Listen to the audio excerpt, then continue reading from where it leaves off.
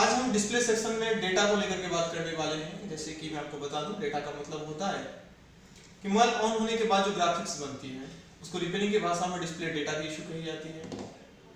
ये problem smartphone या किसी भी फोन में मैक्सिमम प्रॉब्लम डिस्प्ले से आती है। बट अगर हमें ये चीज़ पता हो कि भाई डिस्प्ले नहीं, बोर्ड खराब है या बोर्ड की सप्लाई खराब है, या हम ये ट्रेस कर सकते हैं कि डिस्प्ले की प्रॉब्लम है या ट्रैक की प्रॉब्लम है, तो इसको इजीली आसानी से रिपेयर किया जा सकता है। कई बार क्या होता है कि डिस्प्ले सही होने के बावजूद भी हम नया डिस्प्ले लगा बैठते हैं और प्रॉब्लम्स वही रह जाते हैं। तो बेहतर होगा कि हम एक बार ट्रैक को देख लें, ट्रैक को समझ लें, ट्रैक को फाइंड कर लें, उसके बाद डिस्प्ले चेंज करें तो बेहतर होगा। क्योंकि डिस्प्ले की कनेक्शन जब प्रॉपर होगी तो फाइनली फॉल्ट डिस्प्ले का होगा। इससे रिलेटेड एक बोर्ड में आपको दिखाने वाला हूँ जिस पर उसके सारे सप्लाई के बारे में बताता हूँ, ताकि इससे रिलेटेड अगर प्रॉब्लम आपके पास आता है तो उसको आप आसानी से सॉल्व कर सकें। तो चलिए, एक यहाँ पर कई सारे बोर्ड पड़े हैं, मैंने एक बोर्ड उठाया है नोकिया का, नोकिया 1650 मॉडल का ये बोर्ड है। इस बोर्ड में डिस्प्ले के लिए यहाँ पर डिस्प्ले कनेक्टर लगाया हुआ है और इस कनेक्टर को लेकर के इसके सप्लाई के बारे में आज हम बात करने वाले हैं। तो देखते हैं किस तरह से इसकी सप्लाई है, सप्लाई में क्या लगा हुआ है, इसकी कनेक्शन कहाँ और कैसे, किस तरह से। जैसे कि आप देख रहे हैं हमारे हाथ में यहाँ पर एक बोर्ड है, इसमें यहाँ पर रहा डिस्प्ले कनेक्टर। इसमें गिनती के 10 पिन है इस डिस्प्ले कनेक्टर में। मैं गिनवा दूँ आपको, 1 2 3 4 5 6 7 8 9 10। अब इसकी गिनती आप कहाँ से करेंगे, क्योंकि मैंने तो आपको गिन के दिखा दिया, पर आप इसे कैसे गिनोगे, किधर से गिनती स्टार्ट होगी, किधर पे एंड होगी, ये चीज़ समझिएगा जरा। मल्टीमीटर को सबसे पहले आप बजर पॉइंट पर सेट कर दीजिए। बजर पॉइंट पर सेट करने के बाद मल्टीमीटर को फाइंड कर लीजिए, मल्टीमीटर सही लगा है या नहीं। क्लियर है। अब यहाँ पर आपके हाथ में 2 वायर बनता है, एक रेड और एक ब्लैक। रेड वाले वायर को आप मल्टीमीटर बोर्ड के ग्राउंड हिस्से पर रखेंगे, यहाँ पर माइनस की सप्लाई रहती है। अब वहाँ से इसके ट्रैक को आप चेक करना स्टार्ट करते हैं। जैसे कि 1 नंबर पिन के हिसाब उसी मतलब 1 नंबर का पिन उसी तरफ से स्टार्ट होगा जिस तरह 3 नंबर का पिन ग्राउंड से जुड़ा होगा। तो देखिएगा, मैंने यहाँ पर चेक किया, 1 नंबर 2 नंबर 3 नंबर, इसके पिनों पर कोई सप्लाई नहीं है। मैंने इधर से चेक किया, 1 नंबर 2 नंबर 3 नंबर, यहाँ पर देख रहे हैं कनेक्टिविटी बना रही है ग्राउंड की, यानी कि यहाँ पर 3 नंबर का पिन हमेशा इस सेक्शन में ग्राउंड से जुड़ा हुआ रहता है। अब बात करते हैं यहाँ पर 1 नंबर का पिन, 2 नंबर का पिन, 4 नंबर का पिन और 5 नंबर का पिन। रजिस्टर के जरिए CPU IC से अटैच रहता है डिस्प्ले ग्राफिक्स के लिए। इसमें 3 नंबर का पिन ग्राउंड से टच रहता है। 6 नंबर का पिन और 7 नंबर का पिन LED सेक्शन के लिए जाती है। फिलहाल हम आज डेटा पर बात कर रहे हैं। इसके बाद 8 नंबर का पिन इसमें NC होता है, नोट कनेक्टेड रहता है। उसके बाद 9 नंबर और 10 नंबर का पिन इन दोनों NC के जरिए पावर IC से अटैच रहता है, या इसे आप UEM IC भी कह सकते हैं, क्योंकि इस बोर्ड पर पावर IC को UEM IC के अंदर बिल्ड कर दिया गया है। तब ये कैसे फाइंड करें कि भाई ट्रैक सही है या खराब है, तो जरा देखते हैं। बड़ा सिंपल सा ट्रिक है इसका। पहले मल्टीमीटर को बजर पर चेक कर लिए, रेड वायर को ग्राउंड पर रख दिया। अब देखिए, 1 नंबर का पिन अगर ठीक होगा तो ग्राउंड से चेक करने पर वैल्यू देगा। मेरे ख्याल से ये वैल्यू दे रहा है, यानी कि 1 नंबर के पिन की सप्लाई ठीक है। पॉइंट नंबर 2, पिन नंबर 2 पे चलते हैं। पिन नंबर 2 की सप्लाई अगर ठीक होगी तो ग्राउंड से चेक करने पर ये वैल्यू देगी। 3 नंबर के पिन की तरफ आप ध्यान दीजिए, ग्राउंड से चेक करने पर बीप का साउंड देगा। 4 नंबर का पिन ग्राउंड से चेक करने पर वैल्यू देगा। 5 नंबर का पिन ग्राउंड से चेक करने पर वैल्यू देगा, जो वैल्यू दे रहा है। अब आते हैं 6 नंबर और 7 नंबर पिन को छोड़ते हैं, क्योंकि लाइट सेक्शन के लिए बनाया हुआ है। 8 नंबर का पिन NC होगा, इसलिए ना वैल्यू ना बीप। 9 नंबर का पिन ग्राउंड से चेक करने पर वैल्यू देगा और 10 नंबर का पिन ग्राउंड से चेक करने पर वैल्यू देगा। मेरे ख्याल से यहाँ पर ये सारे ट्रैक ठीक है। अगर कभी आपको इस ट्रैक से रिलेटेड कोई प्रॉब्लम्स आती है तो जैसे आपने देखा कि हमने ग्राउंड से जब इसके सप्लाई को चेक किया तो 1 नंबर का, 2 नंबर का, 3 नंबर का, 5 नंबर का, 3 नंबर, 4 नंबर और 5 नंबर, ये पांचों पिन की कनेक्टिविटी हमें प्रॉपर मिली है, जिसमें 1 नंबर 2 नंबर 4 नंबर और 5 नंबर के पिन ग्राउंड से वैल्यू दी, इसलिए वो सप्लाई में जुड़े हुए हैं। सप्लाई में जुड़े नहीं रहते तो वहाँ पर वैल्यू नहीं होती। सेकंड थिंग, यहाँ पर 6 नंबर और 7 नंबर के पिन को हमने ड्रॉप कर दिया है, क्योंकि ये डिस्प्ले की लाइट के लिए जाती है।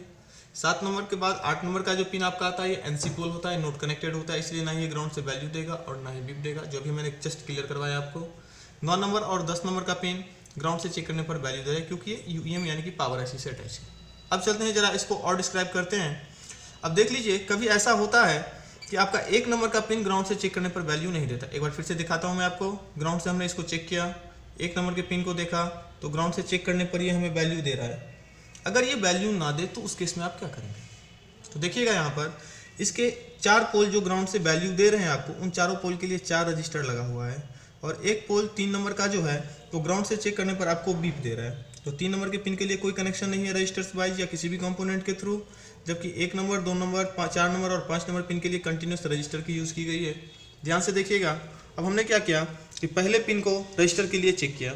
हम पहले नंबर पिन पर मल्टीमीटर का एक प्रोब रखे, अगर सप्लाई ना हो तो उस कंडीशन में, और फिर हम रजिस्टर को चेक करने आ रहे हैं। यहाँ पर इसकी कंटिन्यूटी बन रही है और कनेक्शन चालू है। अगर ये कनेक्शन टूट जाए या किसी तरह से कनेक्शन ब्रेक हो जाए तो 1 नंबर पर आने वाले सप्लाई बंद हो जाएंगे और डिस्प्ले डेटा में प्रॉब्लम होगी। सेकेंड, 2 नंबर पिन के लिए चलिए 2 नंबर के पिन पर आए और हमने उसके जस्ट नीचे वाले रजिस्टर से इसकी कनेक्शन को चेक किया जो सप्लाई दे रहा था, क्योंकि अभी आपने देखा था सारे सप्लाई कंटिन्यूटी में थे। अगर यहाँ पर एक बिप नहीं दे रहा है या कंटिन्यूटी नहीं बना रहा है, यानी कि ये ट्रैक टूटा हुआ है, हो सकता है इसके वजह से आपके मोबाइल के डेटा ग्राफिक्स प्रॉब्लम कर रहा हो। 3 नंबर का पिन ग्राउंड है। चलो 4 नंबर के पिन की तरफ चलते हैं। 4 नंबर के पिन की सप्लाई इस रजिस्टर के थ्रू जुड़ी हुई रहती है। इस रजिस्टर से इसको चेक कीजिए, देखिए यहाँ पर इसकी कंटिन्यूटी बन रही है।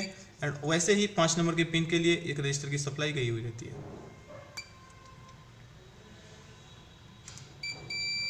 जा रही है।